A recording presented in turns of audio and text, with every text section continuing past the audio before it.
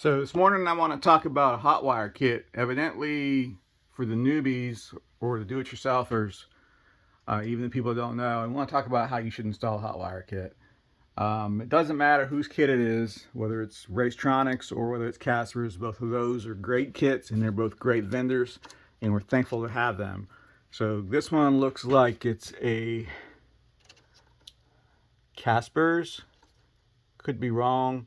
Made in USA, so it's Casper's. Okay, so here's the actual relay, and there's where it interrupts.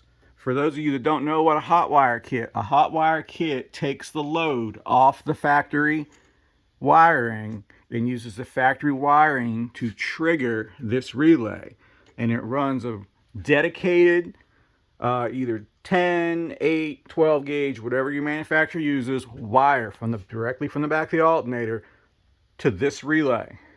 This relay is triggered by the fuel pump relay on the right front of the fender. That's all it does. It takes a load off of it. Why? Voltage drop. That's been a thing in these cars from the word goes. So if you have 13 volts up there, you might only be getting 11.5 or 12 volts back here. Voltage drop. Same thing on the Scan Master. You'll see your ignition be 12 and the alternator will be 12.6. It's just voltage drop.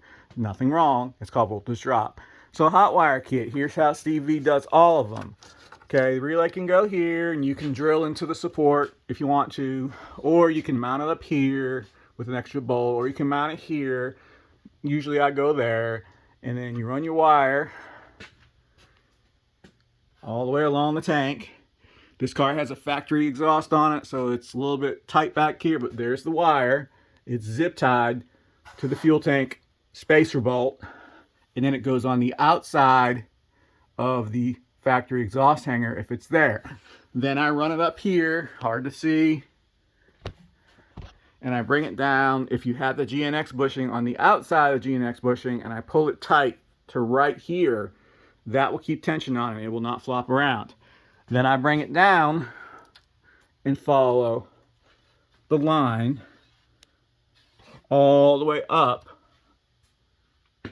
to the engine bay. Notice it's not near any moving parts. I'm not going to come down here and run it over here and run it up in there where it's near the control arm. I'm not going to run it up here near the exhaust and zip tie it to the exhaust like it was.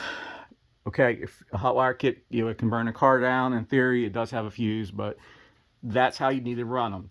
And it goes for any wire. I mean, this car is a good example. Here's his backup camera right there. Yeah, chastise me for drilling a hole in the pan, but I drilled a hole in the plug. I didn't drill a hole in the actual trunk pan. That's completely replaceable, and it's done correctly. It's shielded. It's all that stuff. So backup camera has gone into the trunk, all the way into the car, versus over the gas tank and under here, creating not necessarily a fire hazard, but just wire that shouldn't be under the car. In the case as if you're going to do these kind of lights like this, well, there's not a whole lot to do. The wiring is going to be outside. It's going to be exposed. So I ran it in through the frame rails.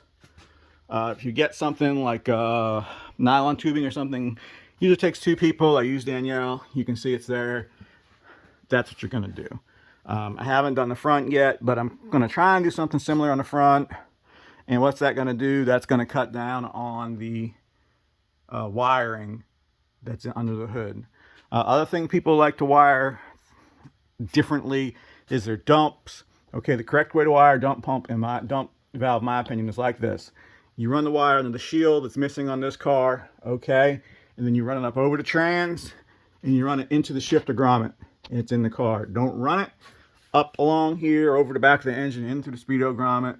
Alternatively, you can run it up the back of the trans, out by the engine into the speedo grommet. Careful with your wires and where they go.